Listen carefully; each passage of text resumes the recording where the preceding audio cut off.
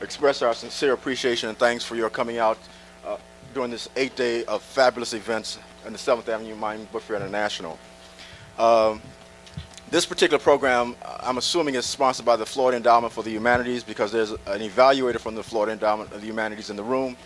And since they are a funding source for us, I want to acknowledge him, even though he's shaking his head that no, they're not providing for this particular program. But anyway, thank you very much. This is a very special program for us, and unfortunately we had a last-minute cancellation from Terry McMillan because of illness as far as her son is concerned. So unfortunately, Ms. McMillan won't be with us this afternoon. However, the two other writers that we have with us are very special and more than make up for the absence of Ms. McMillan. Maybe. We'll have to find out after it's over. I know you will. I was thinking of you primarily. The two writers that we have are new on the scene in terms of this is their first published work. The first individual, Tina McElroy Answer, she and I have a special affinity because even though she's a tad older than I, just a tad, and looks younger, but looks younger than I. Okay, there you go. Nice cleanup. Okay. Nice save. She attended Spelman College in Atlanta, Georgia, and I attended the all chauvinistic male bastion of Morehouse College across the street. And we haven't changed a bit. We haven't changed a bit. And we also had a marvelous instructor in school in the English department, Dr. Gloria Wade Gales, who I was fortunate enough several years ago to bring to the book fair. Tina has written a marvelous first novel called Baby the Family, which for those of us who are in a very small minority in terms of being black and Catholic, can relate with. Both she and I went to Catholic schools all of our lives, so I had a special affinity for that particular novel, and she'll be reading it for today. The other young lady, those of you may know her from the Miami Herald. She spent a 5-year stint. She got combat pay during that stint for being here in South Florida, working for the Miami Herald. And she prayed to the gods, and the gods blessed her and got her into Los Angeles, working for the Los Angeles Times Mirror, if I'm not mistaken. Itabari Njeri and I have a couple of things going against me as I tease her. Number one, I'm from Miami, one of the few natives that you'll meet. Number two, I went to Catholic schools, which she hated, and she didn't go. And number three, her father went to Morehouse College also. So her father was a Morehouse man. And so in her first novel, first collection of personal anecdotes, Every Goodbye Ain't Gone, for those of you who read it, she talks about that, and she'll be reading it from that this afternoon. Again, we want you, under the conditions, to have a marvelous time. It's a very special moment for us. And without further ado, we'll start with Tina McElroy Answer.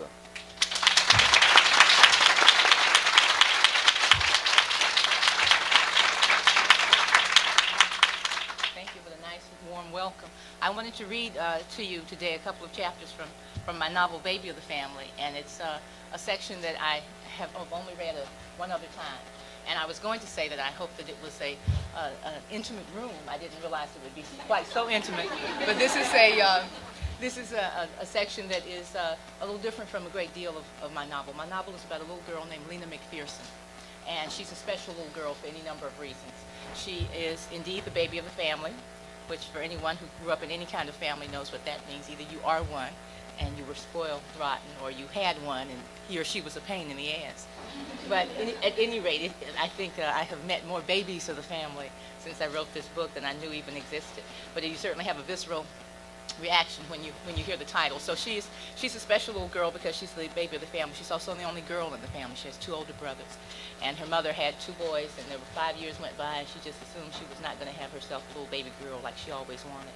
But the thing that truly makes Lena special is that she's born with a caul or a veil over her face, which is a thin membrane of skin that some children are born with over their faces, some over their heads, some over their whole bodies.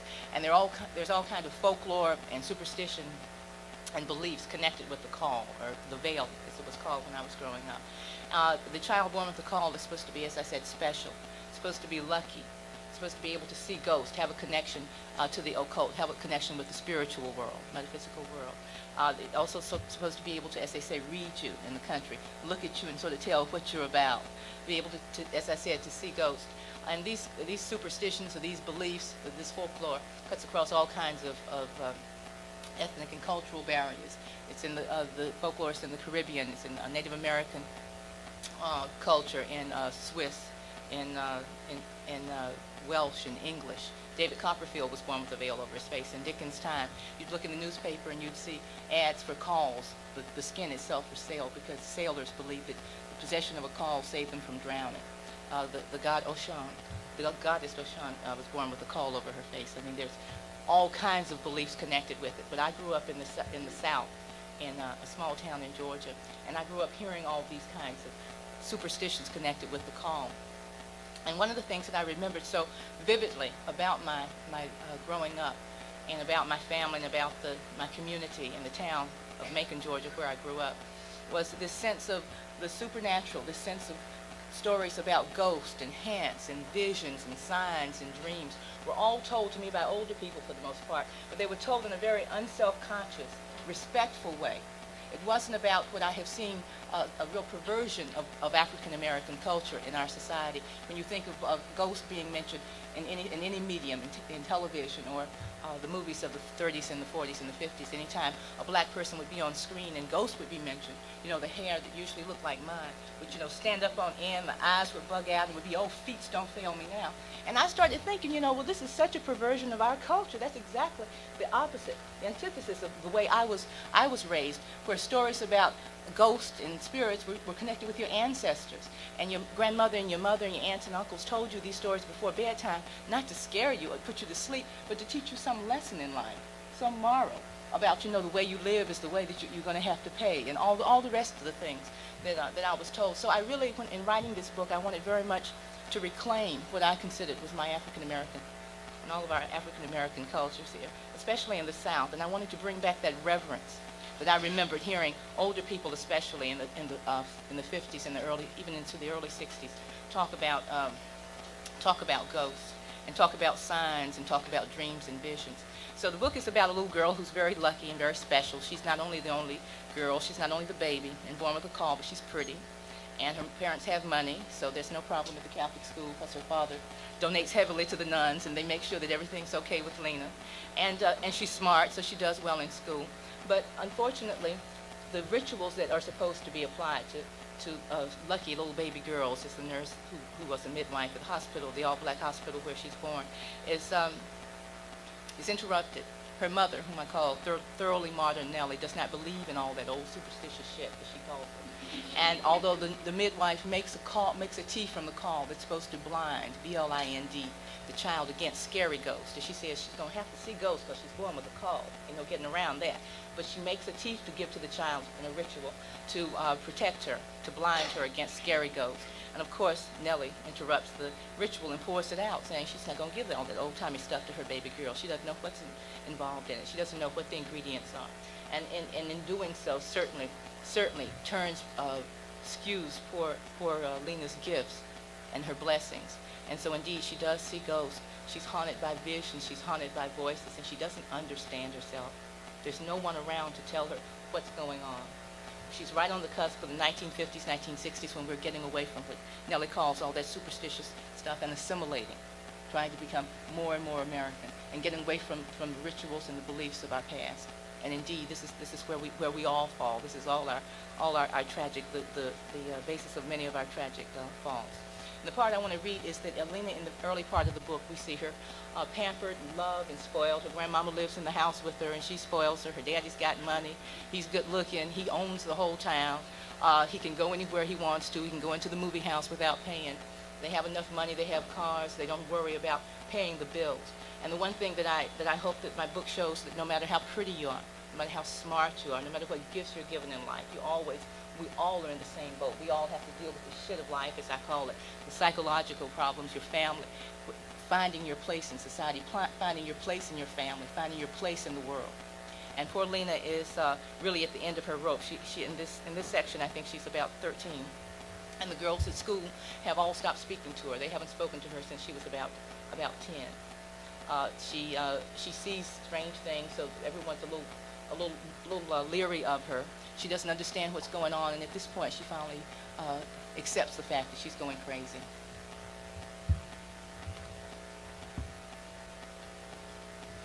Chapter's called Sleepwalk. 3 nights later, Lena began walking in her sleep. The first time it happened Sunday night, Nellie woke at about midnight to find Lena standing by her bed, her arms sticking out from her body at an angle, her hands clenched into fists, her gaze fixed straight ahead at some point over her mother's head, her mouth hanging open. "What is it, baby?" Nellie asked groggily. You can't sleep?" "The wolf. It's attacking me," Lena said in a strange voice. "Wolf? What wolf, sugar? What you talking about?" Nellie was trying hard to come awake and see what Lena wanted. "The wolf tried to grab my throat and tear it out. It tried to kill me," Lena said. It didn't sound as if she were answering Nellie's question, but rather just talking to herself. In the moonlight streaming into the room at the foot of the bed, Lena looked to Nellie like a phantom, dressed in her favorite long white flannel gown, her hair pulled back into a ponytail and wrapped around one pink sponge roller. She hardly resembled the pretty teenager Nellie was used to seeing. The sound of Lena's voice was like that of some girl her mother didn't know. It gave Nellie a chill all over. She reached over to her night table and flicked on the lamp for some light to reassure herself, to cut through the darkness. Lena didn't even blink at the bright light in her face. She just stood there staring at her parents' headboard. Now that the light was on, Nellie could see the muscles in the side of her baby's face flexing and contorting. "Jonah, Jonah," Nellie whispered to her husband, who was snoring soundly next to her. "Wake up, Jonah, something's wrong." When he didn't stir, Nellie shook his shoulders sharply and repeated, "Wake up, Jonah, something's wrong with Lena." Jonah shot awake, flailing his arms and snorting, "What's the matter with her?" Nellie just put her finger to her lips and pointed to the girl standing still as a statue next to their bed. "I think she's still sleeping. Look at her." Jonah sat up and leaned across Nellie to look at his daughter intently. "Lena, baby," he said. "Shh, don't startle her. Not while she's still asleep. If you wake her while she's sleepwalking, they say she'll go crazy." "Well, then, damn it, what we gonna do?" Jonah asked, exasperated. "Let's see if we can get her back to her room," Nellie suggested. They both led her into her room and tucked her stiff body back into bed as quietly as possible, trying not to awaken her. Nellie and Jonah stood over their sleeping daughter for a while to make sure she was soundly asleep again before returning to their own beds. The air in their room was thick with thoughts they were reluctant to express. They were both frightened by the sleepwalking. Nellie tried to act casual the next morning when Lena came downstairs hungry and ready for breakfast, unaware that she had become a somnambulist. "You sleep all right last night?" Nellie asked as she poured beaten eggs into the frying pan. "Pretty good," Lena answered as she sipped her orange juice. "How about you?" "Oh, just fine," her mother answered quickly. Nellie had had every intention of telling Lena that she had sleepwalked into her parents' room the night before, but now that she was faced with the task, she felt unsure of herself. Somehow she suddenly felt that this was something she had to protect her daughter from. She remembered how just 3 days before, Lena had almost burst into tears when Miss Lizzie had teased her about never dreaming of a winning number for her to play in the bug. "We've told this child too much foolishness about herself as it is," her mother thought. "She doesn't need to know that she's walking in her sleep now, too." But as soon as Lena left the house for school and her grandmama went into the sewing room, Nellie got right on the phone to Dr. Williams' office. "Oh, it's nothing to worry about, Mrs. Mack," Dr. Williams reassured her after hearing the story of Lena walking in her sleep. "Young folks do that sometimes. Puberty, adolescence. It can be hard for some children. And the sleepwalking, that could just be Lena's reaction to it. I'd be surprised if it ever happened again. Besides," the doctor added, chuckling, you know the old folks say you don't have to worry about a child like Lena. You know she's one of my little lucky babies. The old folks say nothing's bad ever going to happen to her." Nellie hung up the phone, relieved.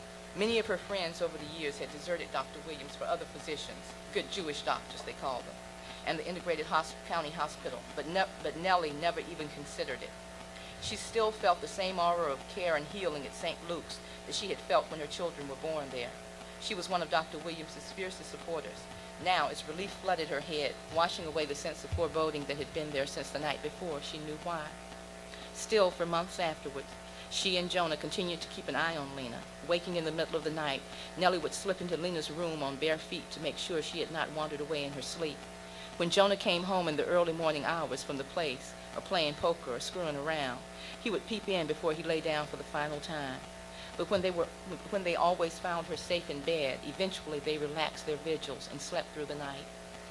As soon as they did, Lena began her night wanderings again. In the darkness of early morning, she would rise from her bed and head out of her bedroom door.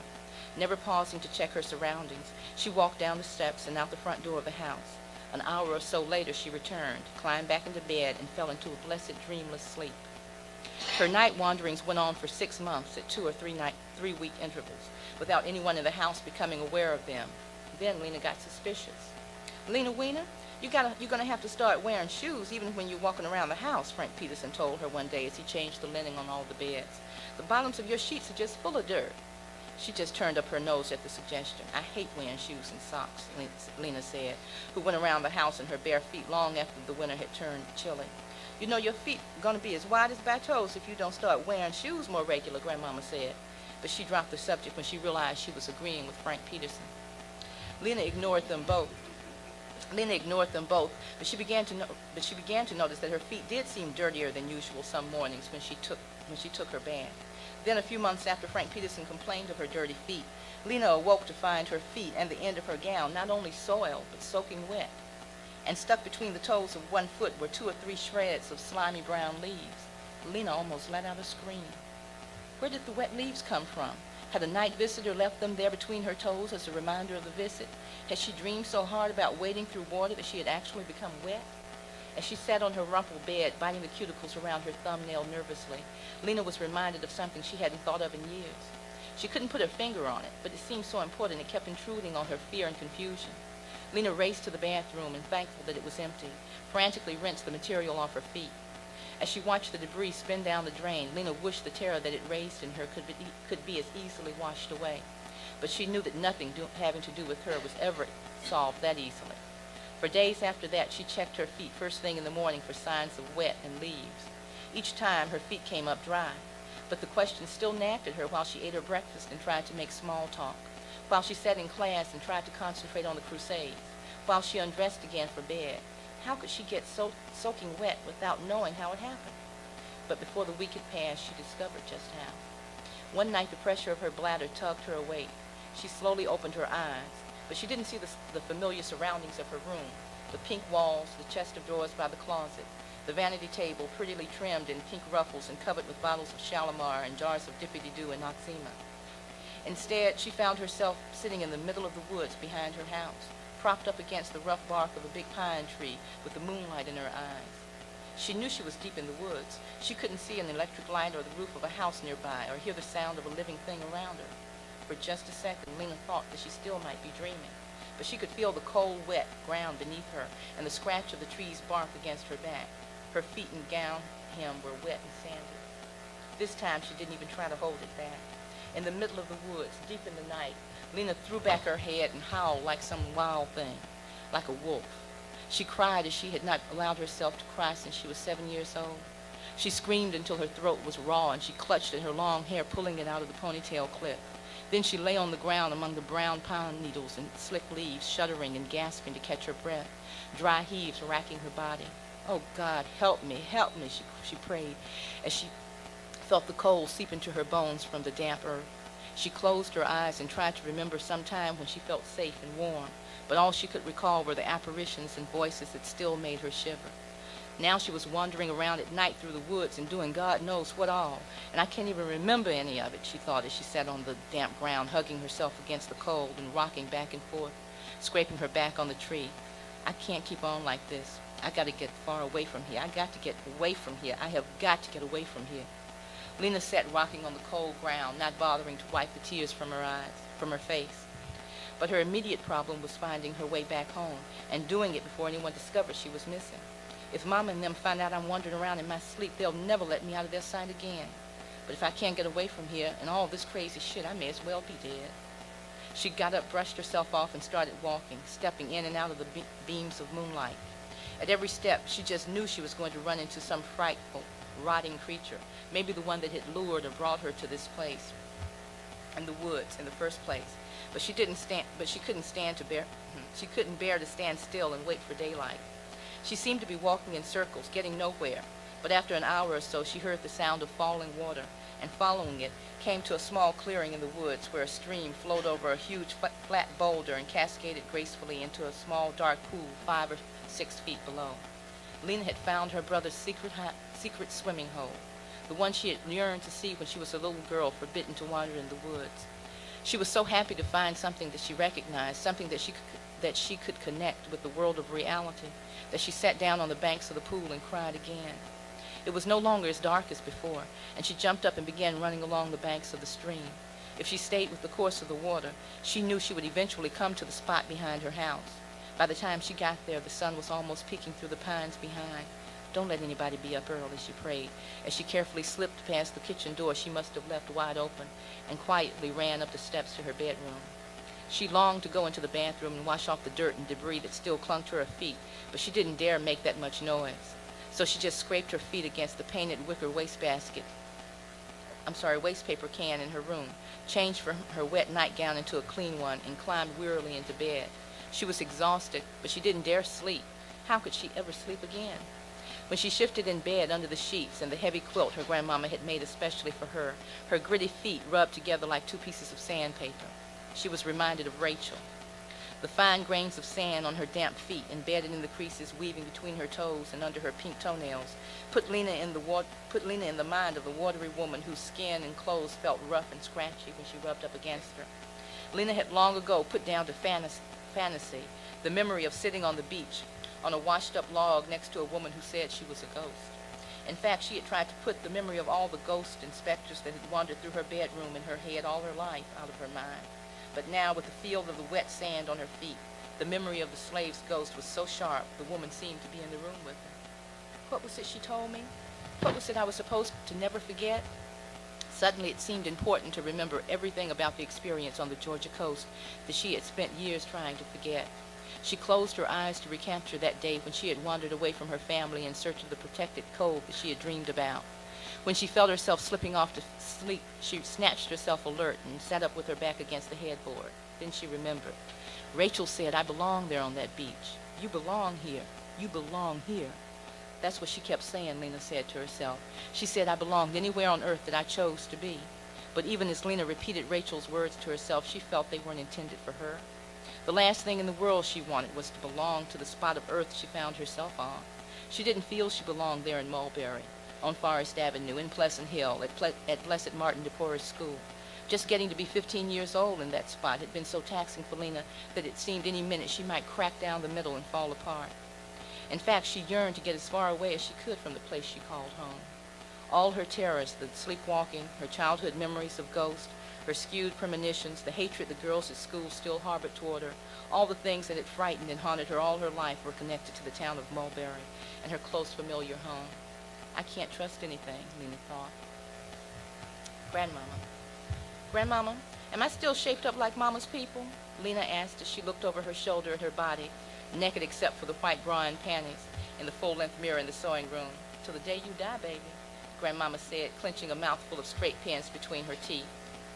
Lena could tell by looking in the mirror that she had the same body frame her mother had. She had the same big low butt and the same long waist where no belt felt comfortable unless it was nearly resting on her low narrow hip bones, the same slender legs and fragile-looking ankles. She also had her mother's beautiful breasts, not so big that they weighed her down, but big enough that they played a perfect counterpoint in front to her big behind and made her resemble an S when she was viewed from the side. This seemed to make the link she felt with her mother real and tangible, something that she could look in the mirror and see, something that all those people who thought Lena strange could look and compare and say, "Yes, indeed, that's Nellie's child, all right. She might be crazy as hell, nervous and jumpy for no reason, but she was Nellie's child. Her body proved it." It made her feel less like a changeling left for her family by mistake and more like the special baby girl they thought they had gotten. Ever since she awoke in the middle of the woods, Lena lived in fear that others, especially her family, would discover the secret of her visions and her voices and be forced to take some action. Lena held on to anything that would make her feel more anchored to what she imagined other people's lives must be like.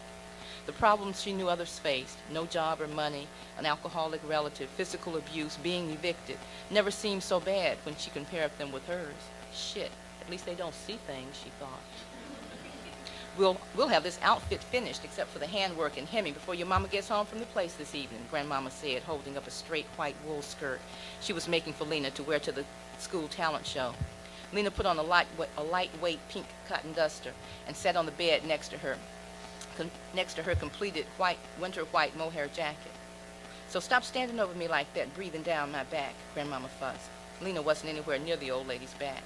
She stretched out on the bed and tried to feign interest in a pattern cover left on the bed. "Why don't you go in the kitchen and get me a cold Coca-Cola, baby?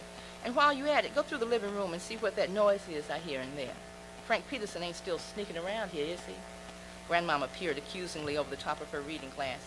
"Nope, it's just you and me, Grandmama," Lena said. She had heard it too, a desperate little noise like the sound of an insistent breeze nipping at the tail of a curtain at an open window. But she had waited for her grandmama to say something about it before she acknowledged that she had heard it. What she had heard could have just been a sound to lure her into the room by herself. At 16, Lena felt that she knew herself better than she really wanted to. Whenever she looked at her smart new suit, she thought of it as a costume she would wear to masquerade as a normal person for the evening. But she wasn't really like any other person she knew. Not like the girls at school who still wouldn't talk to her, not even like Gwen, her friend. She could sit in the parking lot downtown by the auditorium with Tommy Davis smelling overpoweringly of JD's and kiss until her teeth clanked against his perfect straight ones to the sounds of Otis Redding singing Try a Little Tenderness, the way she had done the week before just after the James Brown show, but it didn't make her a normal teenager. The passion the boys' kisses stirred in her reminded her of how it felt to see visions. Her heart beating wildly, her breath short, her skin prickly. She had pulled away from the boy's searching mouth then.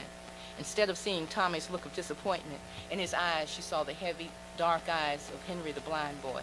Panicking, she had insisted that her date take her home immediately. She had finally come to the conclusion that she was crazy, truly crazy, as bad as Cleona from Yamacraw. She just prayed that she could hold on and not do anything too bizarre, not walk the streets talking and arguing with herself like Cleona until she finished college, got a job, and could pay for some professional help. But she knew better than to broach the subject with anyone in her family or even with Gwen. That shit, paying some man a bunch of money to listen to your problems, was for white women and fools, they would say. Her mother didn't even like for her to say she had a stomachache, let alone something serious like being crazy. Her mother seemed to dread having to take her to Dr. Williams' office when she was ill and having to listen to answer all of old Nurse Bloom's questions about Lena as much as she dreaded seeing her baby in pain. Sometimes Lena thought Nurse Bloom knew she was crazy, too, and might say something about it. Lena was starting to dread trips to the hospital herself. Reassured by her grandmama that there was really a noise in the living room, Lena got right up and went through the music room to investigate. As soon as she entered the living room, she could tell that the source of the noise was in the fireplace. She only needed to glance that way to see what was making the commotion. Quickly, she spun around and ran back into the sewing room. "Grandmama, Grandmama," she shouted to the startled old lady, "there's a bird in the house." "Lord have mercy," Grandmama exclaimed, and threw the white skirt across the black body of the sewing machine. She jumped up from her pink chenille seat and ran into the hall. She stopped short of the door to the living room. "Quick, go get a broom," she instructed Lena, who was hard on her heels. Grandmama was standing still in the hall, peering into the living room when Lena returned at a trot with a broom and a dust mop in her hand, her heart racing. Grandmama, whom Lena always thought of as fearless, looked small and unprotected standing in the hall all by herself, her eyes too big for her face, her old hands clutching the lapels of her shirtwaist dress as if they weren't full of straight pins. But the old lady rallied and sprang into action as soon as she spied Lena.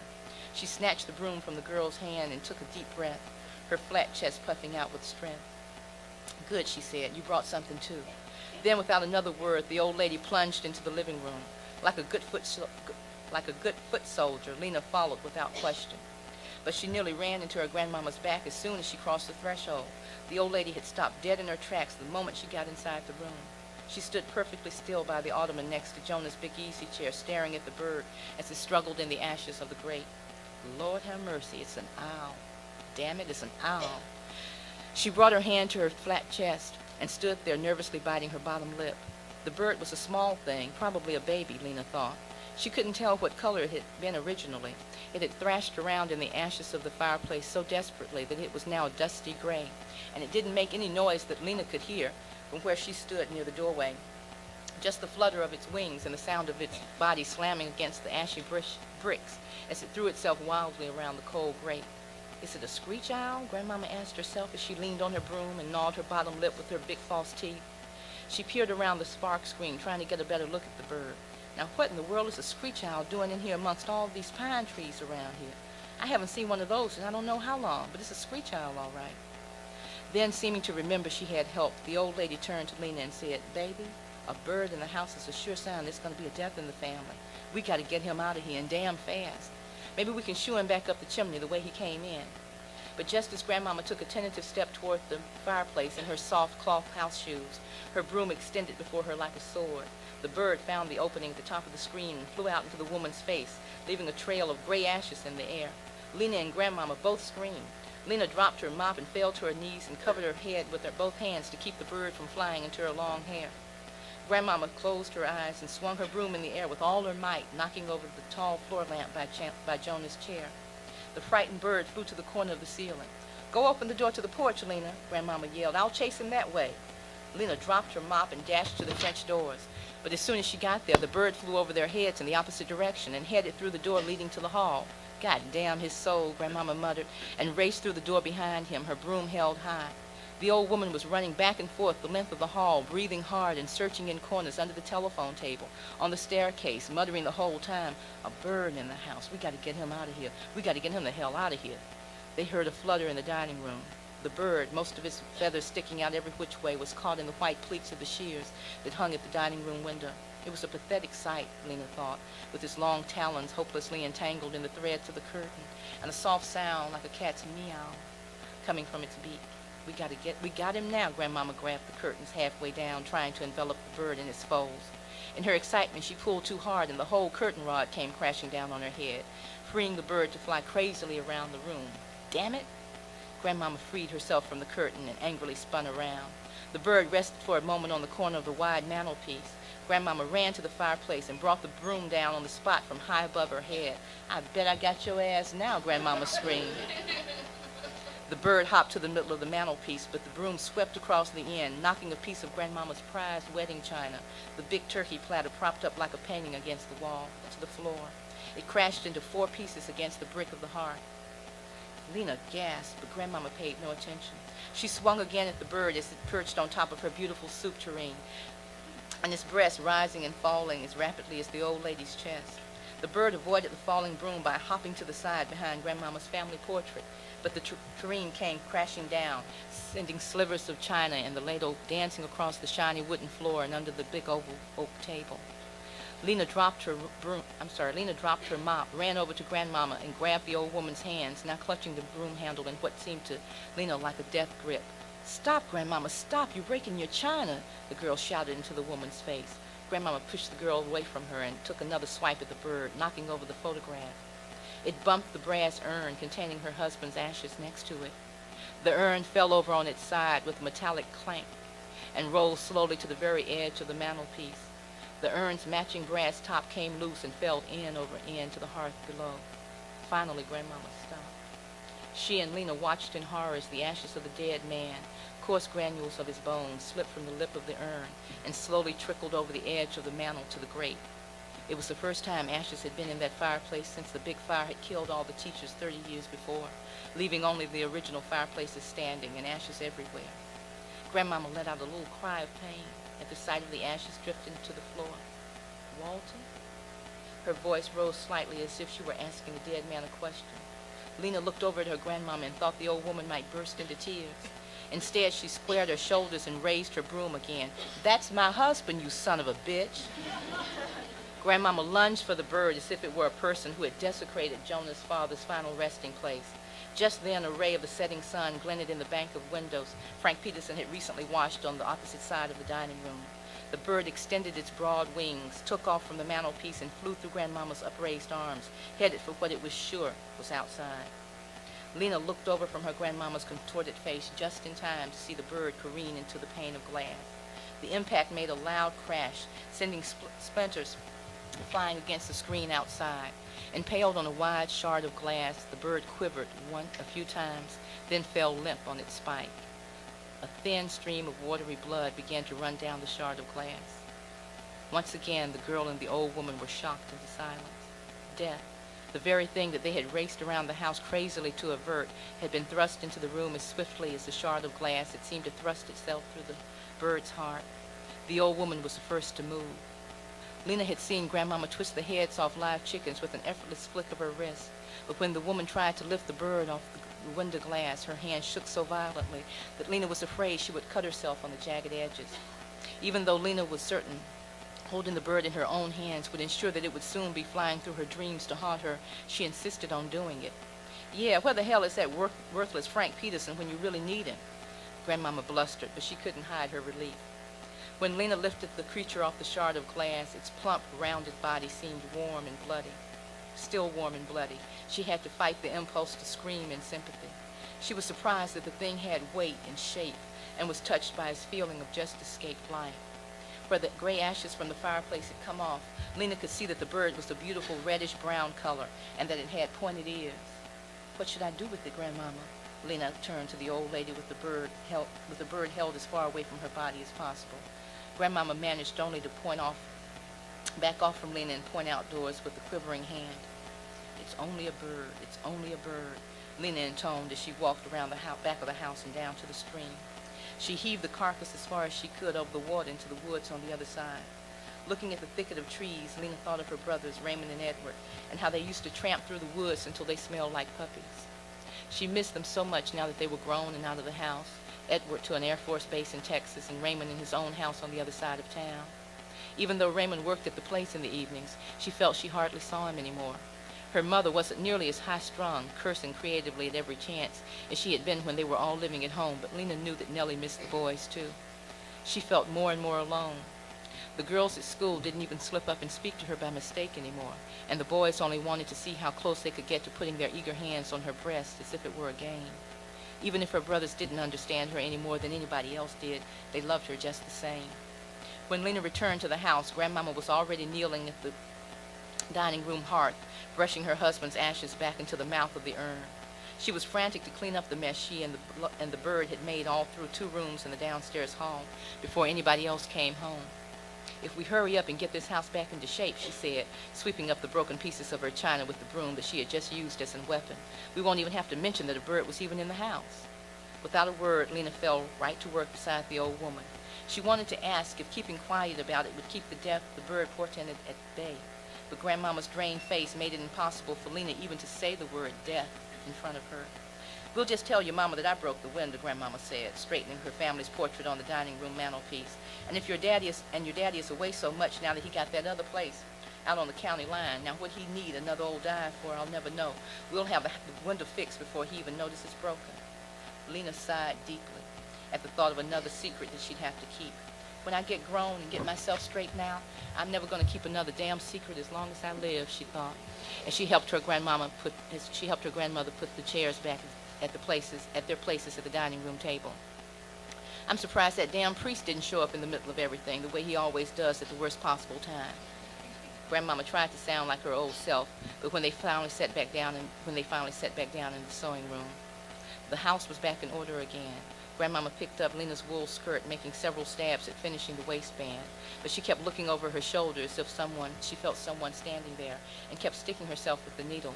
When she began rubbing her left shoulder and arm, as if to get a crick out.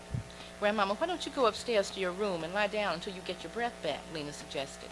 Grandmama looked at the girl as if she had said something outrageous. She sucked her teeth and said playfully, you must think I'm an old lady or something to have to take a nap in the middle of the day.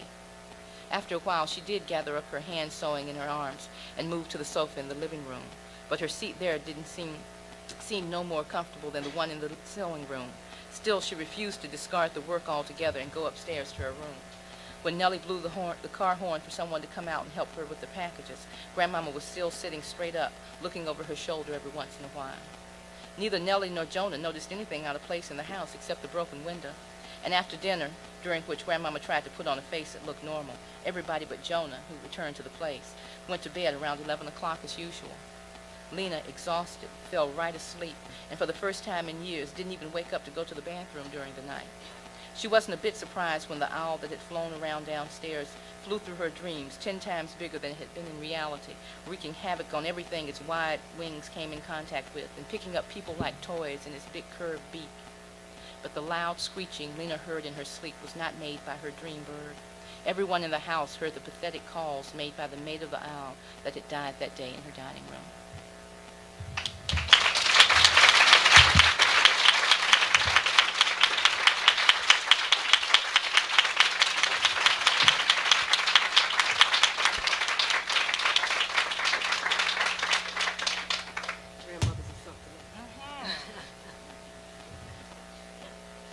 Okay, the second wave is all settled now here, okay?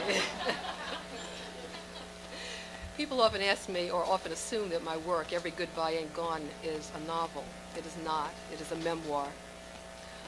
I think, as I said in a panel yesterday morning, that one of the universal impulses behind the desire to write autobiography is to impose order on the chaos of memory. I think that is a universal impulse. But the tradition of African American autobiography is a unique one in American letters.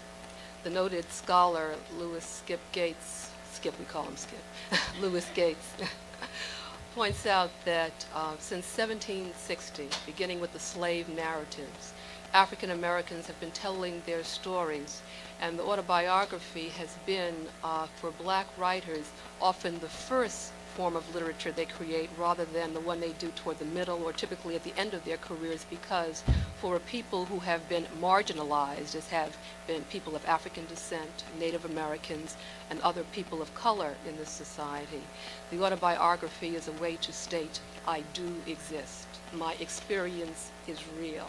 You cannot deny that I have contributed something of importance to this society.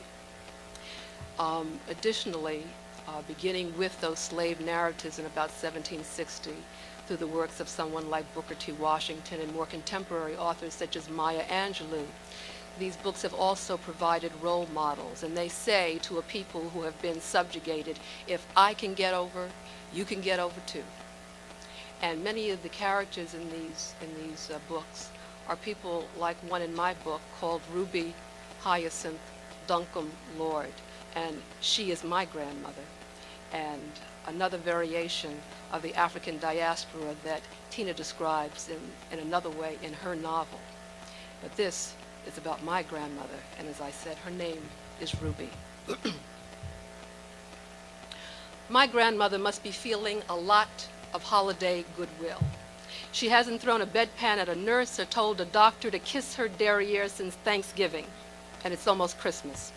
She seems to be adjusting to life in a New York City nursing home at just the time of year I'd expect her to be most recalcitrant. I'm worried. She is even speaking kindly of Earl Lord. I saw him, she said. In the early morning darkness, she looked toward the foot of her bed, and there he was. My uncle, Alex Lord, the spit of Earl, cocked his head, pulled back his chin so it doubled, then squinted at her with one open, disbelieving eye. Daddy, here?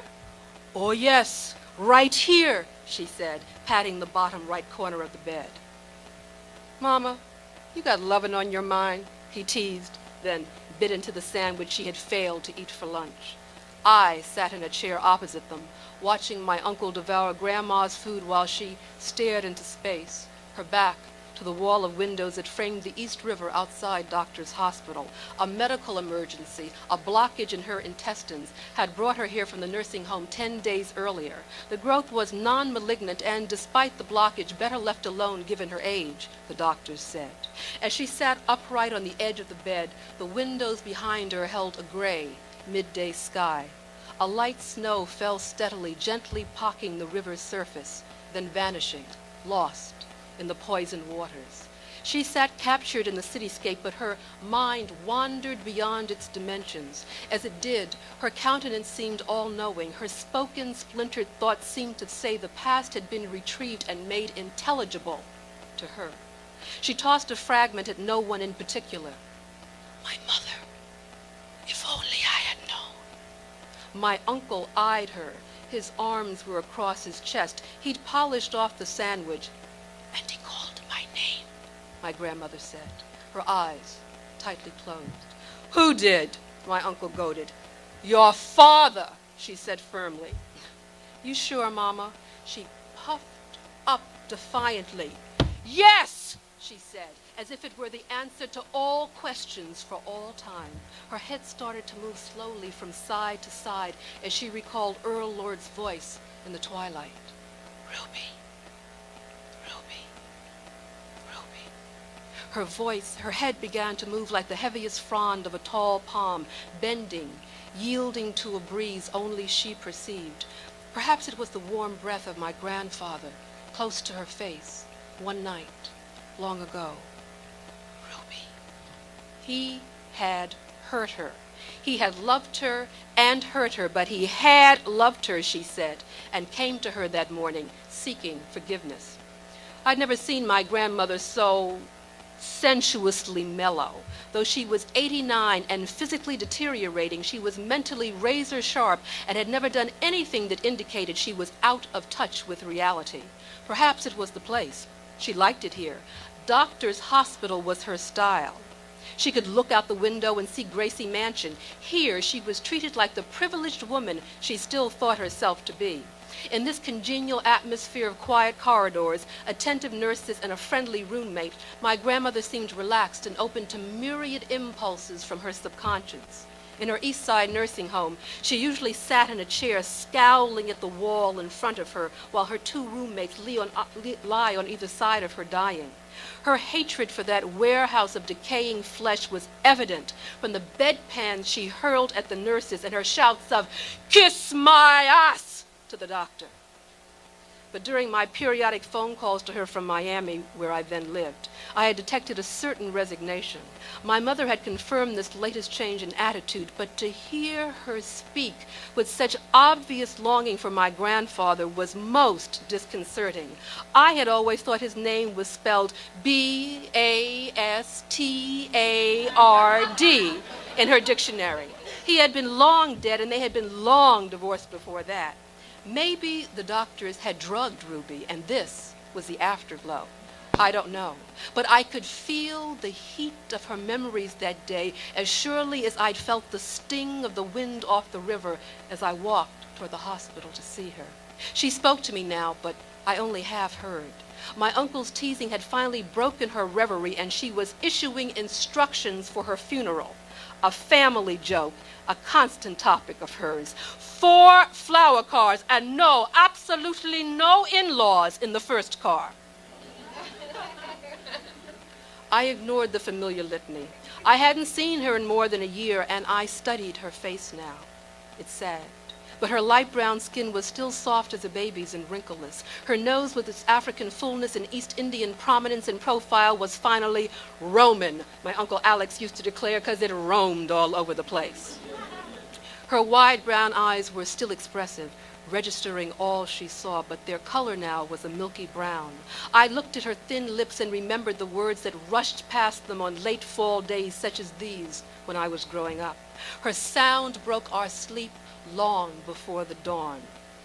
"Tide and time wait for no man," she'd bellow, rousing the house like a Jamaican drill sergeant if we weren't ready for breakfast by 7 a.m. She'd been raucously rattling cake pans in the kitchen since 5 a.m. If she was up, you should be up. She wanted that kitchen clear for baking. She had fruitcake orders to fill. What a pain she was on a Saturday morning. But what a voice to rise to. The island lilt of it, the royal imperiousness of its tone, the sun and the queen were in every word. By the time I'd hit the kitchen, she was in high gear, burning sugar, dicing currants, pouring out the extra proof rum, sipping the extra proof rum. Be aware. The cake my grandmother made bore no resemblance to the pale, dry, maraschino cherry-pocked fruit cakes most Americans know. This was a traditional West Indian fruit cake, and an exquisite variation of it at that. As a little girl and since, I've been to more than a few West Indian celebrations where the host served a dry, crumbling, impotent confection and dared to call it fruit cake. Only good manners prevented me from going spatooey on the floor like some animated cartoon character. Instead, the members of my family would take a bite, control ourselves, then exchange smug glances. Nothing like rubies, we'd agree, telepathically.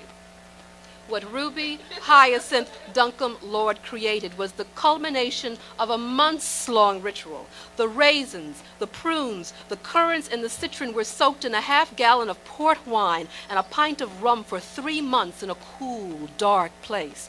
Even after the cake was baked, liquor was poured on it regularly to preserve it and keep it moist for months. When you finally bit into a piece, the raisins spat back rum.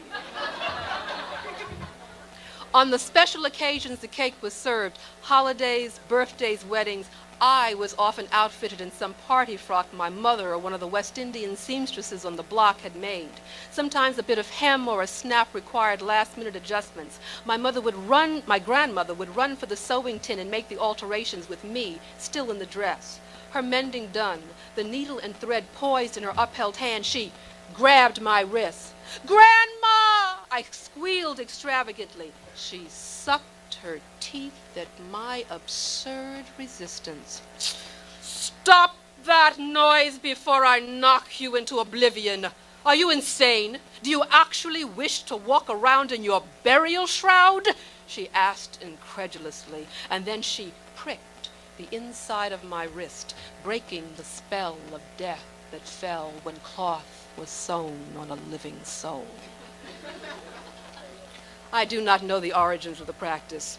Perhaps it was African, as were many things I later learned we did and said without realizing it. But such things were not unusual in that place at that time. I lived in a country 1 Brooklyn block long. It was an insular world of mostly West Indians who dwelled in both stately and sagging brownstones and the occasional wood house that dotted the street. Scattered among them were Afro-American immigrants from the South.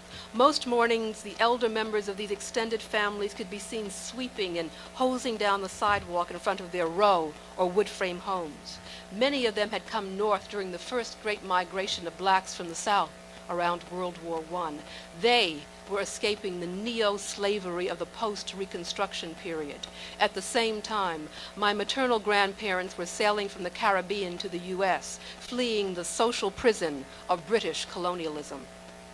Many of these early Afro-British and Afro-American migrants had saved enough money to buy homes in this Clinton Hill enclave in the surrounding Fort Greene neighborhood in the 1940s, when the area opened up to blacks. The block's most recent arrivals seemed to live in the one tenement I recall on our street, a sturdy, pre-World War II structure whose communal corridors were as tidy as the foyers in the block's private homes. Like most immigrants, those on our street seemed to possess a drive, tenacity, and pride that often set them apart from their countrymen. The social ravages of northern urban life had yet to engulf the citizens of St. James Place, and the American century, a little past its midpoint, had not fully become what it is, vulgar and dangerous without respite. As I prepared to leave this country each morning, boarding the bus to the Adelphi Academy Nursery School, the old man hosing down the street would wave to me and say, "Be good now." I do not remember his name, if I ever knew it. The people outside of my immediate family and their intimate circle of friends were of fleeting significance to me then.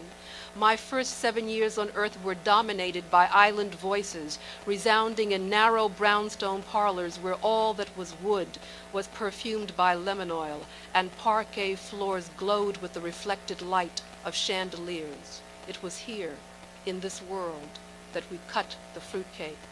"Love doll, come give Mariella a kiss," my brother's godmother called to me at one of these house parties, extending her arms and jiggling her bosom.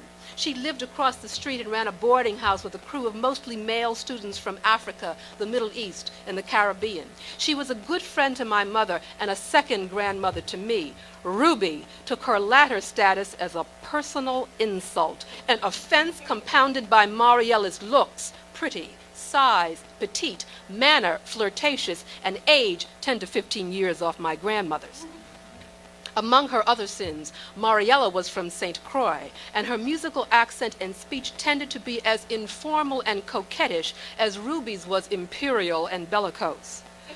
"You know," said Mariella, pointing to me, "I raise her since she this high." She bent down and measured about a foot off the floor. I was 5 and looked at her strangely. Even then, I could figure out she probably had had too much rum.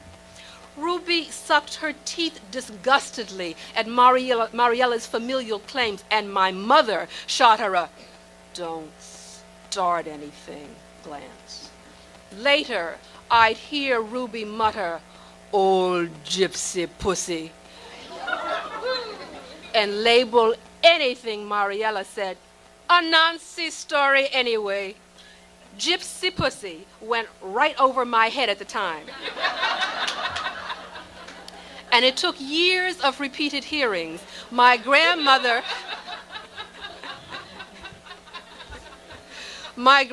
sticking the label on any woman she considered flighty before its meaning dawned on me. As for a Nancy story, I always thought she was talking about Nancy, some lady I'd never met. I didn't know it was the famed character of West African folklore, Anansi, the spider who spun tales, his story still told by the descendants of Africans who'd been brought to Jamaica. With my 2 grandmothers in the room, the monarch and the gypsy, someone offered a toast. All raised their glasses, but no one drank before a bit of liquor had been flicked with fingers to the floor. Ruby had already sprinkled spirits over the threshold when my mother moved into the apartment. Both gestures were a blessing and an ancestral offering. While I did spend a lot of time with Mariella, who had 2 grandchildren my age, it was Ruby who was waiting for me after a hard half-day at nursery school, then kindergarten, then the 1st and 2nd grades. I'd tarry with my friends at the candy store before coming home, stocking up on red licorice, candy lipsticks, and peppermint sticks. But Ruby and the whole block knew when I was approaching home. My voice came around corners before I did. I knew the hit parade by heart. A fact that did not always please my grandmother. "You're too forward," she called down to me, her voice floating from our kitchen window above the limestone stairs where I'd planted myself with my bag of candy, elbows on the stoop, legs dangling the length of 3 stone steps. I ignored my grandmother and kept singing. "Oh, the wayward wind is a restless wind that yearns to wander, and I was born." What you know about a wayward wind, child? "Come upstairs." I loved the regal lilt of my grandmother's accent, her tickled tone despite the firmness of her call, but I pretended not to hear. 16 tons, and what do you get? Another day's trouble. "Jill Stacy," she bellowed as I began Blueberry Hill. Still stretched along the steps, I bent my long neck back, looked toward the sky, and saw my grandmother's head sticking out the kitchen window. "Grandma, you want me?" Ruby uttered quickly, then sucked her teeth. "Yes, it's you that I want. Come and don't try me. You know I'm old and fricasseed." Fricasseed? What's fricasseed? "It's what you do to a tough old bird like me. Now come," she shouted, pulled her head in, then shut the window. Most afternoons after I climbed the stairs, we listened to Our Gal Sunday and Helen Trent during the waning days of radio melodramas. And when my mother bought a television set, we became equally avid fans of As the World Turns. As we stared at the tube, I rubbed my grandmother's thickly calloused feet with a pumice stone. It was the ritual that accompanied our afternoon entertainment. Grandma would put down the washboard, wipe her hands on the skirt of her white apron, then sit with her feet in the basin of hot water I had prepared. These were no longer the feet of a pampered Creole island princess, and from my spot on the floor I could smell the Clorox on her hands. As I tended her crusty feet, I had only the faintest notion then of what life had been like for her in Jamaica. The details of her past came in fragments over the years, a long snatch from her every now and then, a snippet from my mother, a revelation from a cousin or an aunt. I'd seen only one picture of her back in Jamaica. It was taken in Kingston, where she was born in 1897, shortly before she came to America, circa 1917. The photograph captured her standing regally erect, her buxom, hourglass figure wrapped in an ankle-length white dress. Her cotton-soft hair was pulled tightly into a bun, stretching her tawfish brown skin taut across her cheekbones. I've often entertained the idea of putting that picture on a round, ruby-red tin that held my grandmother's fruitcake and selling it. The label would read, "Duncombe Lord, the world's finest traditional West Indian fruitcake." You'd have to order it through Bloomingdale's or Neiman Marcus. Grandma would like that. But the recipe would have to be kept a secret. When my grandmother came to the United States, she promised her brother, James Vincent Duncombe, that she would never give the coveted formula to anyone outside the family. He was a lawyer and probably realized a mint could be made from these cakes if Ruby ever had the capital and opportunity to go into business. In fact, wealthy Americans for whom she had worked as a housekeeper and cook tried to buy it from her so they could sell it commercially. "Never," she told them. But it wasn't just the pact with her brother. The measure and the manner of her culinary alchemy was one of the few family treasures she still possessed in America. Her middle-class, multiracial background meant next to nothing here, and given the reality of colonial Jamaica, her place of privilege there was severely circumscribed by an odious color caste system. The island's lighter-hued, mixed-race population may have isolated itself from the black majority, but they remained second-class citizens under British colonial rule. There was a gate in front of my grandmother's house in Kingston, she once told me. She was forbidden to go beyond it to play with certain children. "Why?" I asked her when I was an adult. Her response was vague but firm. "We just could not." "What reason did your mother give?" She looked at me as if I were stupid, then sucked her teeth and said, "We did not question our parents." I suspected her lack of candor came from embarrassment.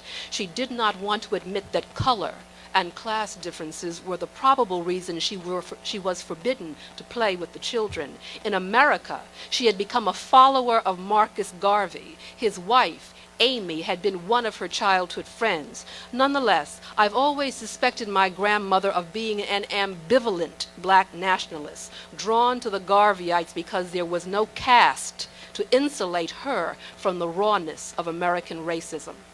But I can't be certain.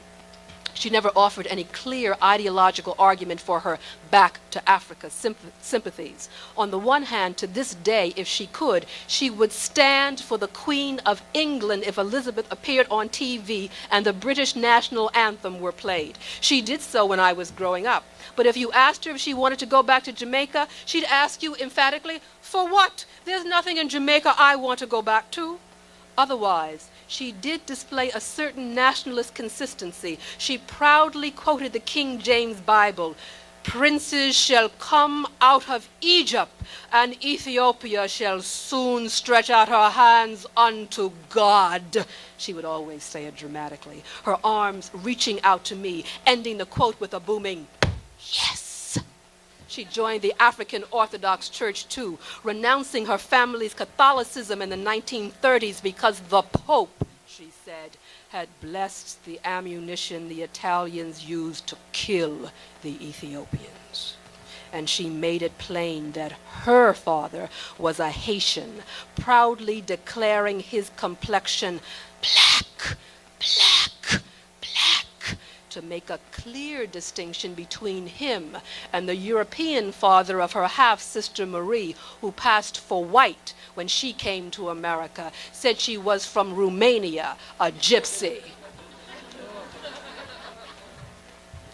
When the Oxidol commercial ended the half-hour television drama we'd been watching, I dried her feet and smoothed on the almond-scented lotion we both loved. These concluding actions overlapped seamlessly each day and were ceremoniously sealed by the clang-clang of the junk man's belled cart and the clip-clop of his horse down St. James Place. If I recall this time and this place too idyllically, do not blame it on a child's naive rendering of reality or an adult's wistful longing alone. St. James Place, now part of a landmark district because of its unique architecture and social history, was a haven. My mother sought a more genteel existence and found it there. My recollections are testimony to her determination to insulate me from the certain cruelty that lay just beyond the borders of the block.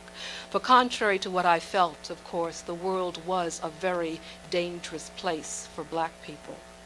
As I sat tending my grandmother's feet that afternoon in 1957, another year would have to pass before the NAACP could report for the first time in its history that there had been no lynchings in America. Just an avenue away, my mother couldn't rent an apartment because no Negroes were allowed. And I know the block I love was not held together by culture and class alone. Segregation was the glue too. It was, after all, just a genteel ghetto.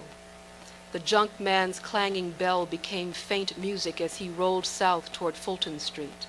Her feet soothed, my grandmother dozed in the parlor, her elbow propped on the arm of the chair, her chin and jowls resting in the palm of her hand. I crept toward the TV to turn it off. She stirred. "What you doing?"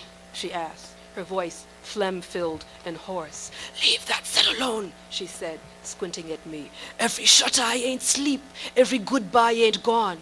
Indeed, the earth has ears, the night has eyes. And put that in your pipe and smoke it," she instructed. Several years later, circumstances would compel us to leave St. James Place, and I would eventually cease to think of myself as a West Indian first and foremost. We would buy 15-cent tokens, take the A train north of there to 125th Street, and move into the apartment my father had rented since the waning days of the Harlem Renaissance. There I would discover a new kind of beauty, a new kind of brilliance, a new kind of pain. "I have to go, Grandma." I rose to leave her hospital room. She had given me the deed to her burial plot and the handwritten instructions for her funeral. As I put on my coat, she became quite formal, as she was wont to do. "Thank you so much for coming," she said, then nodded as Queen Victoria might have, indicating that she was through with me and that I might take my leave.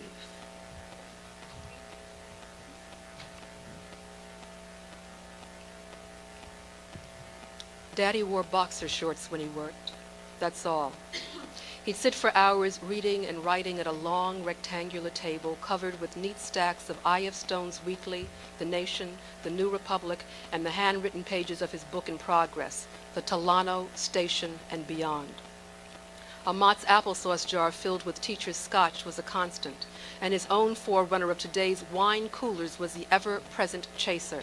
Manischewitz Concord grape wine and ginger ale and a tall, green iced tea glass.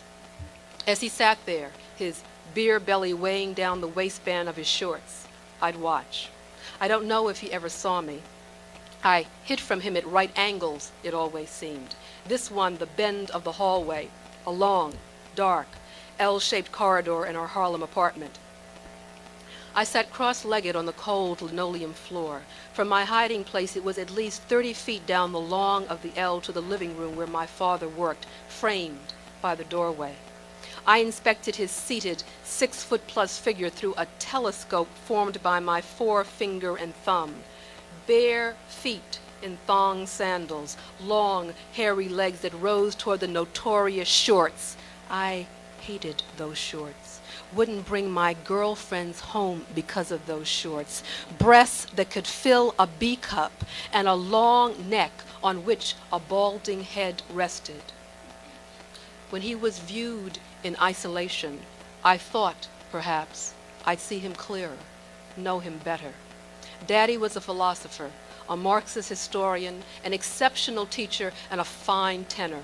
He had the voice to be as great a concert artist as John McCormick, one of his favorites. The obstacles to that career couldn't have been much greater than the ones he actually overcame. When he received his doctorate from the University of Toronto, he was in his 20s and America was in the fourth decade of the 20th century. It was a particularly bad time to be black in America.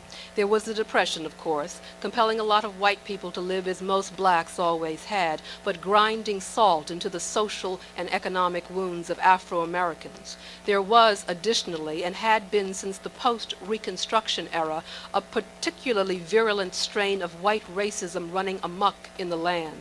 Faced with real black political power, bolstered by the support of some poor whites during Reconstruction, the Southern white aristocracy had, among other crimes, retaliated with a revived Ku Klux Klan at the end of the 19th century and carried its terrorism well into the 20th, with lynchings advertised in papers as white family entertainment. The casual intimacy that had existed between blacks and whites in the South, as long as blacks had no power, gave way to the rigid segregation of Jim Crow. And by the 1890s, what was left of black power after Reconstruction was schemed into oblivion by literacy tests, poll taxes, and grandfather clauses designed to disenfranchise blacks. The state of Georgia, where my father grew up, established its version of the literacy test in 1908, the year he was born. If you substituted Georgia for Mississippi in a story Lerone Bennett Jr. relates in They Came Before the Mayflower, the main character could easily have been my father. A black teacher, a graduate of Eton and Harvard, presents himself to a Mississippi registrar. The teacher is told to read the state constitution and several books. He does. The registrar produces a passage in Greek, which the teacher reads, then another in Latin, then other passages in French, German, and Spanish, all of which the teacher reads. The registrar finally holds up a page of Chinese characters and asks, "What does this mean?" The teacher replies, "It means you don't want me to vote." Apocryphal perhaps, but the tale exemplified enough collective experience that I heard my father tell virtually the same story about a former Morehouse classmate to his buddy, Fred Martin, over the phone one afternoon. He fell into a fit of laughter at the punchline, chuckling hard into a balled fist he held at his mouth. Finally he said, "Fred, I'll have to call you back." Then he fell back on the bed in his boxer shorts, laughing at the ceiling. When a Harvard law professor discussing some constitutional issue in a class singled out my father and said, "In this matter regarding men of your race," "Which race is that?" my father boomed, cutting him off, "the 50-yard or the 100? He claimed he fell out laughing in class after that one, too, but it seemed he always related that particular tale with a sneer at his lips. He'd been at Harvard studying law on a postdoctoral scholarship from 1942 to 1943, the height of the second war waged to make the world safe for traditional Western imperialism, then being threatened by Hitler and the Japanese. From the first day my father stepped into a classroom to the last, theories of white racial supremacy were discussed with legitimacy in the halls of academe. In America, social Darwinists, eugenicists, psychologists, and anthropologists produced volumes of pseudo-scientific literature purporting to prove the racial inferiority of blacks and other people of color on an ascending scale of darkness. But when the Nazis started citing the research done by American scholars as justification for the anti-Semitic tide in Europe and the consequent extermination of 6 million Jews, the men and women of the Academy had to backtrack. The Society for the Psychological Study of Social Issues published a disclaimer in 1938 aimed at the European fascists. Quote, "There is no indication that members of any group are rendered incapable by their biological heredity of completely acquiring the culture of the community in which they live." Close quote. The group said nothing about American minorities. In this planetary atmosphere of racialism, Daddy packed up his PhD, headed toward the dust others were escaping in the mid-1930s, and became the editor of a black newspaper, the Tulsa, Oklahoma Eagle. He eventually returned to academia and by 1949 was the head of the philosophy department at Morgan State. That's where he met my mother, a nurse many years his junior. She was teaching health and hygiene classes at the college. She was in the school cafeteria the first time she saw my father. He was the center of attention and laughing raucously, she recalled years later, and with some disdain. The latter sentiment, emotional revisionism, I think. Assuming her mother's superior pose and tone, she said she thought at the time, "Oh my, this man is an exhibitionist." Personally, I think it was roiling hormones from the start. What my father did from 1949 to 1959 is pretty much a mystery to me. My mother, who commits nothing to paper, speaks of the past cryptically and believes all unpleasantries are best kept under a rug, is not very helpful on this score. But from what she's leaked, it seems the first few years of my parents' marriage, a long-distance one, were fine. She was back in Brooklyn, and he was away teaching. I guess he was home during summers and holidays before I was born. After, I vaguely remember his visits. I seem to have regarded him as an unfamiliar and unpleasant uncle. My mother once leaked the fact that she and my father had taken me to a parade in Brooklyn when I was about 3. We were standing near the arch in Grand Army Plaza when he suddenly hauled off and punched my mother in the mouth, with me in her arms. My mother, a very gentle and then naive woman, said the whole thing left her in a state of shock. My father had never been violent before. They separated, and I seldom saw my father again until I was 7. That's when my brother was born. My parents reunited, and my father accepted a job as an administrator for the New York State Department of Adult Education. Anticipating problems because of his past leftist political affiliations, Daddy told my mother not to pack up and move until he had had the job for 6 months. Devoted to the concept of a daddy and mommy-headed nuclear family, no matter how unstable, she moved us to Albany anyway, giving up our beautiful Brooklyn apartment. When the Rockefeller administration found out Daddy had been a member of a socialist club, they canned him. In less than a year, we were back in the city. Out of necessity and desire, Daddy decided he wanted to devote his time to teaching young people. He wanted to reach them at a stage in their lives when he felt he could make a difference. He joined the faculty of a Jersey City high school and began teaching journalism, history, and English. He also taught English at night to foreign-born students at the City College of New York. His students, I came to learn, loved him. His daughter found it hard to. After the Albany fiasco, we moved into my father's 6-room apartment on 129th Street between Convent Avenue and St. Nicholas Terrace. It was certainly far more spacious than the apartment my mother and I had on St. James Place. Still well maintained, the building had been a sprawling abode for rich whites early in the century and a residence for many black professionals during the Harlem Renaissance and after. The immediate neighborhood was an attractive, hilly section of Harlem, just a few blocks from City College. All things considered, I hated it. More precisely, I hated my father, so I hated it all. Our stint in Albany had been my first prolonged encounter with the man who I made the mistake of calling Pop once. He said, "Don't ever call me that again. If you don't like calling me Daddy, you can call me Dr. Moreland."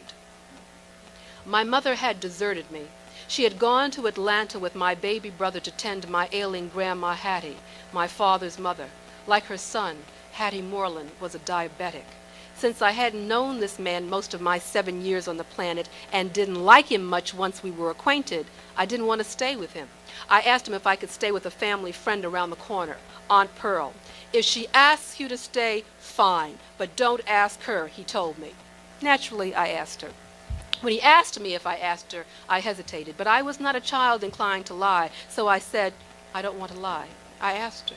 I got a beating for that. I got a brutal beating with a belt that left welts and bruises on my legs for months. I had gotten one other serious spanking in my life from my mother, and a deserved one, but mostly she believed in talking to her children, not whipping them. My father, conversely, felt children should be hit for any infraction. Further, they should be seen, not heard, speak only when spoken to, etc.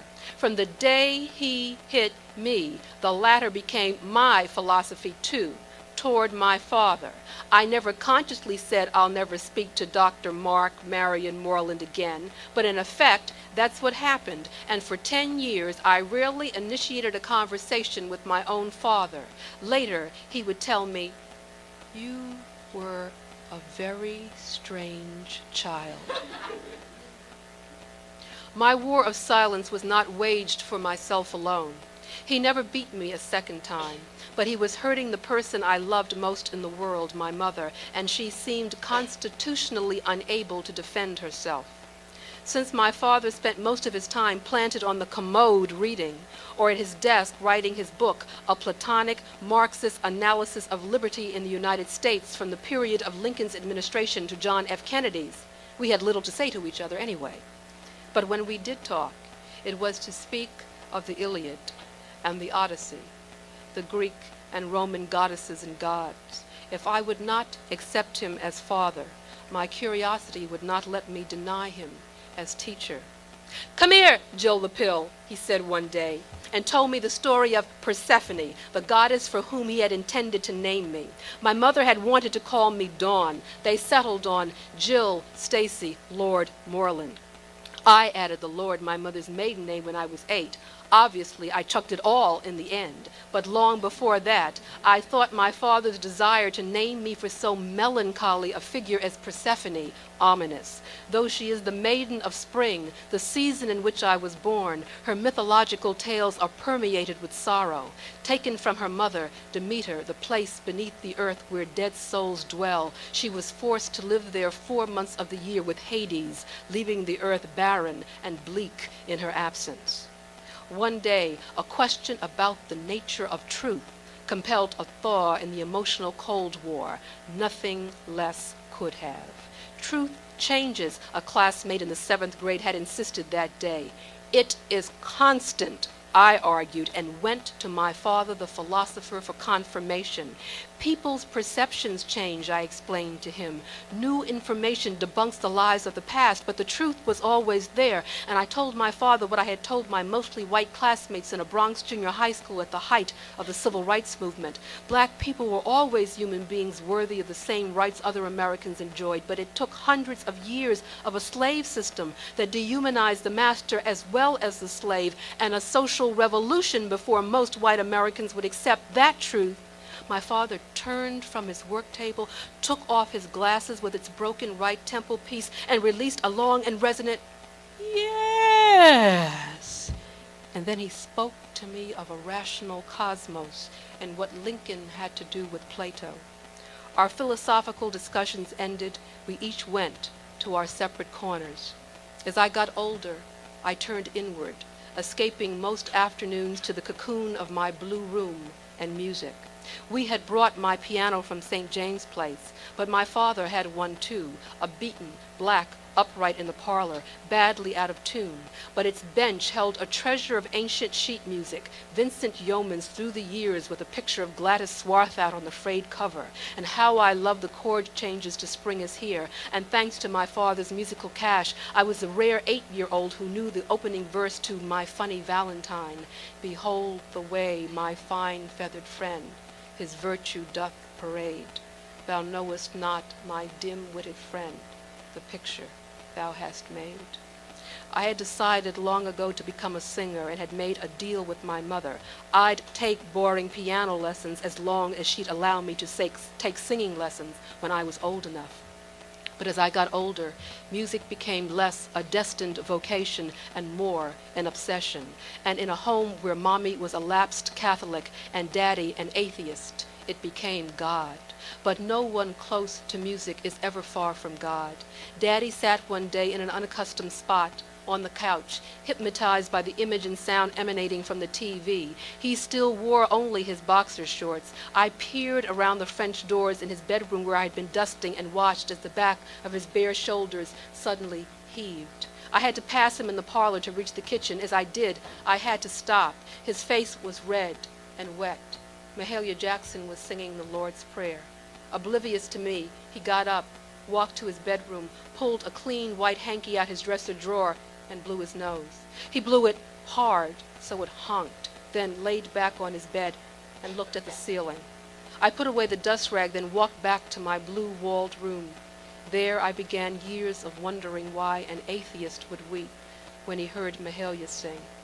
I ventured from the sanctuary of my blue room one afternoon, walking down the long hallway toward the kitchen, then stopping abruptly at a right angle, the place where the wall turned sharply toward the bathroom. I heard my father in the kitchen several feet away. He was making an ice cream soda, something as forbidden to him as alcohol since he was a diabetic. I heard the clink of the metal spoon against a glass as he sang, "For I've lately took a notion for to cross the briny ocean, and I'm off to Philadelphia."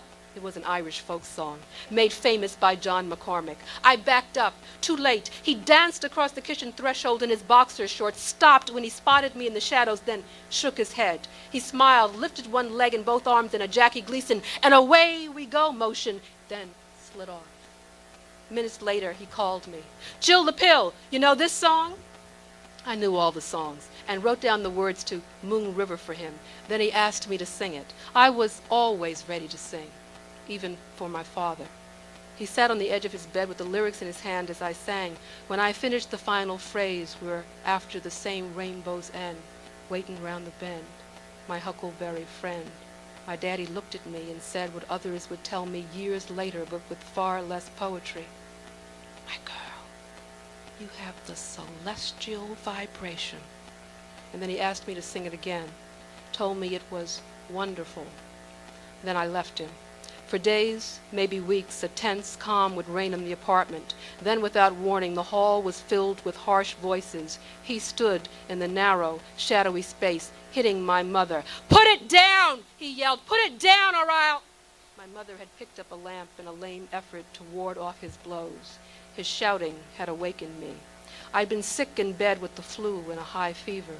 When he saw me open my bedroom door, he yelled, "Get back in your room!" I did, my body overtaken by tremors and the image of my mother branded on my eyeballs. I swore that I would never let anyone do that to me or anyone else I had the power to help. I had no power to help my mother, and it was an oath with terrible consequences, one I'd have to struggle 20 years to disavow so that I could permit myself the vulnerability of being human.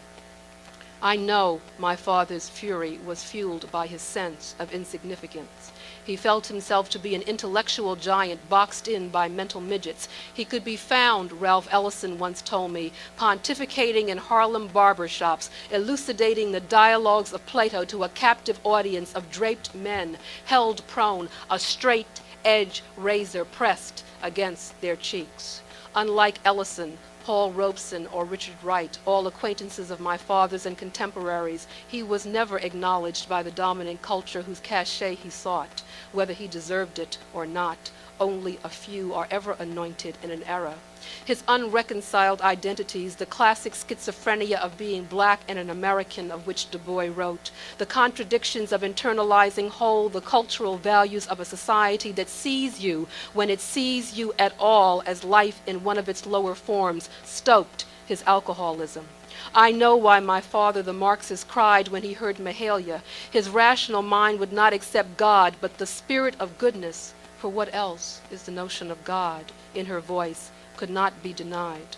Her sound, its cultural resonance, was a reminder of the traditions, the myths that have sustained black people, but from which he was culturally alienated. And since my father at once critiqued the society that denied him and longed for its approbation, he lived with the pain-filled consciousness of one who knows he is a joke.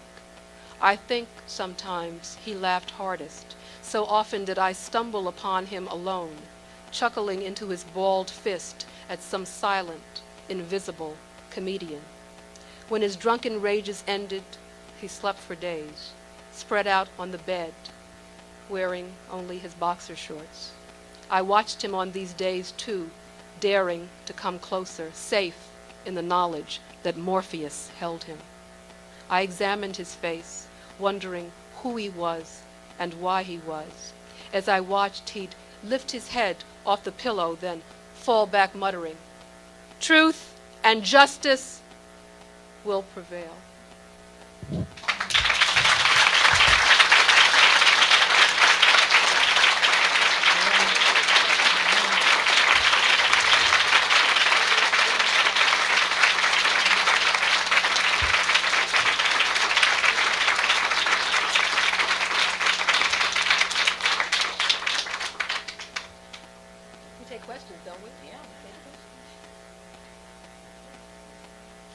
be shy. Yes, Russell. Are there any questions? Please ask. For those of you who don't have questions that wish to purchase both Tina's book as well as Itabari, they're available to sell. They'll both be there till midnight. Do you have a question? I just want to say I really enjoyed the part you were looking at boyfriend in Miami. Oh, you like me stabbing tires, huh? Yes. Thanks for sharing. It makes you so vulnerable. Why? Pardon me? It makes you so vulnerable. What makes me vulnerable? You mean writing it? No, the vulnerability was the living of the writing of it is healing. Yes. You said in your book that certain reaction is expected and feeling so much of the better trite is. Uh-huh. And so what has your reaction been? Well, I mean, I gave them the manuscript before it was published. I mean, just as a common courtesy, including the boyfriend whose tires I slashed, so he could tell me up front if he wanted to sue me or not, you know. But certainly, members of my family have been alienated by it.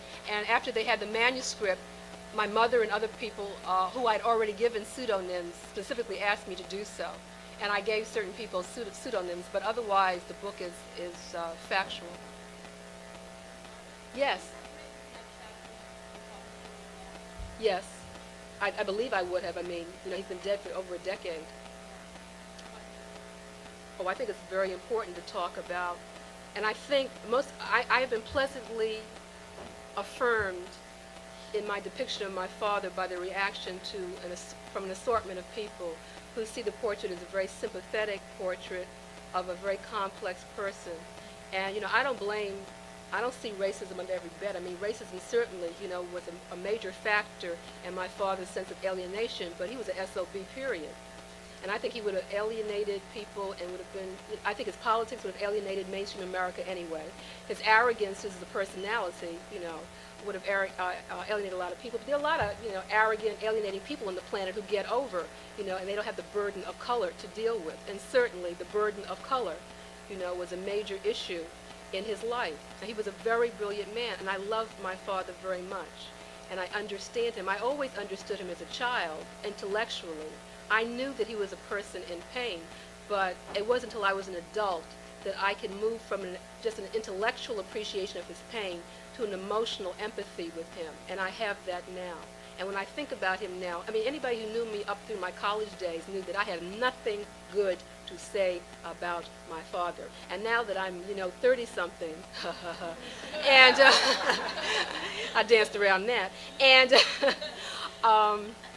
I have gotten to the point where when I think about my father, I see him sliding off in this Jackie Gleason motion. I remember him, it's not in the book, singing, you know, Louis Armstrong songs too, as well as John McCormick Irish ditties. I remember his humor. He was a very funny man, and I know that I am very much like him, and I'm very proud of him. Now you have a question, right? Tina? Yeah. Well, you said I really enjoyed reading your book too, especially because I was going through a friend that I'm talking about a long time. It's really the wonderful thing I have found about writing a book of fiction is that it touches so many people, just the way that you two found out, and people want to share their stories. Mm-hmm. One of the wonderful things, the gifts that I've been given because of the book are what I call my daddy's girl stories, and those black women are coming up to me all the time. The father in my book is a bit of a son of a bitch also, but he certainly loves his children and loves his baby daughter, and she's his favorite. Mm-hmm. And one of the things that black women tell me all the time is, you know, I feel so free to talk about my father now. I really felt uncomfortable talking about what a strong relationship I have with my father, because so much of African American fiction reflects of the male father, stepfather, is not a loving, generous, open character who doted on his children. So one of the things that happens is that they come up to me. I had this woman a professor at a college in Georgia who told me that she was the darkest one in her family. Her skin color was the darkest in the family, and that she was not the baby, but she was the baby girl. And she and her father had this ritual because he used to call her Jews, black of the berry, the sweet of the Jews, and to make her know that she was the favorite. And so she had older brothers and sisters, and every day he would come home from working somewhere in a rural area, and she would hide behind his favorite chair, making these little mewling sounds. and he would come in and say, "Where's my juice? Where is she? I hear her." And she'd step out, and she'd cried up a few tears, and he'd go, "What's wrong with my juice? Who messed with you?" And one of her older brothers and sisters would say, "Him! He did it," and walk through the room, and he would pretend to run around the room. This used to happen every single day. She said no matter how tired he was, they went through this year after year after year. So I've been given gifts of just wonderful daddy's girl stories.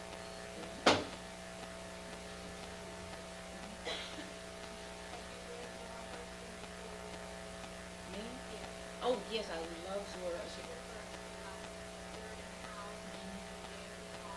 It's all part of our shared past. It's all part of our culture. That's one of the things that I remember, just a part of my lore, of what I knew. The children don't have now, I think, younger African American children. We don't have grandmothers in the house to pass us along. Mother and father are out working. They don't have time to sit down and tell you a story, or even tell you what it was like when I was older. I mean, I have, as a matter of fact, my cat is named Zora. I am very, very much a disciple of Zora Neale, not just for her wonderful writing, but also for her anthropological work and just collecting us, and just for her boldness. If I could just be as sassy as Zora, I would be quite happy. Yes. I especially like your granddaddy's story. Yes. I grew up in Florida.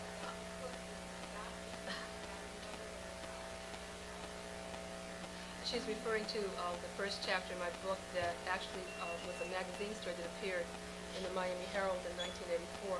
My grandfather came from Guyana in 1917, and he finished medical school at Memoir, and then eventually settled in Bainbridge, Georgia, about 42 miles north of Tallahassee. And he was a political activist, and lots of people in this region knew him because they come from that part of the South, and he was one of the few black doctors there. And the Dr. Foote she was referring to was a physician at FAMU, who was my mother's professor, because my mother's a nurse who studied at FAMU, and Dr. Foote was my granddaddy's best friend, and they went to Howard, class of 1918, together. And my grandfather was killed, as I documented in the book, and what was believed to be a politically motivated car incident, a vehicular homicide. And we believe that the incident was actually an accident, but in its aftermath, the handling of it was Southern, justice, quote unquote. And that's what she's alluded to.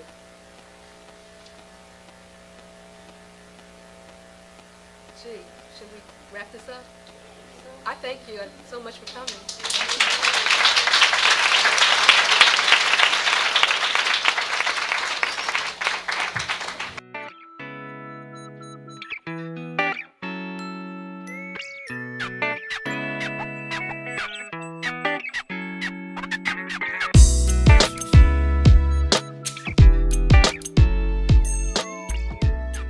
Oh,